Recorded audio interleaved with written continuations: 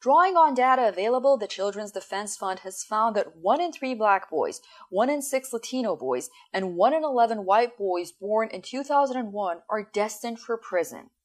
And so we really look at not just what the outcomes are, but all the different points along a young person's progression through, infancy, childhood, young adulthood, all the different points at which they are essentially being funneled along this pipeline. And we really try to work with communities to come up with solutions and changes to policy that will prevent that. Mark moved from Baltimore to New York City with his mother. He started his freshman year of high school in Brooklyn, but in less than a year dropped out and never looked back. Well, when I was there, it was really being in class, all that, all the people were in my type of people. I was very uncomfortable. The setting wasn't appropriate for me at all. I just one day I just decided not to go to school, and then I just felt so much better doing that. The school told him it would be best for him to leave and get a 2-year general education diploma. And the school actually convinced me to get my GED, so that led me to even dropping out. So I just dropped out, and my mom was okay with it, but she's pushing me pretty hard to get my GED now. Yeah.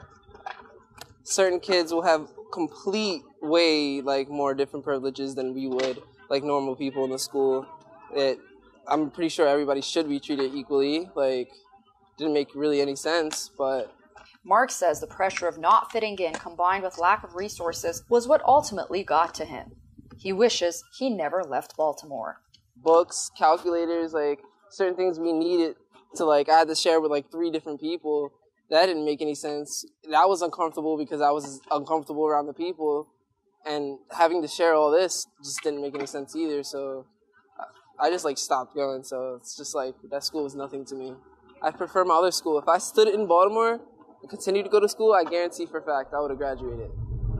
Mark's story is not uncommon. Researchers at Johns Hopkins University have identified that in almost 2,000 high schools, about 13% of American high schools, the typical freshman class shrinks by 40% or more by the time the students reach their senior year.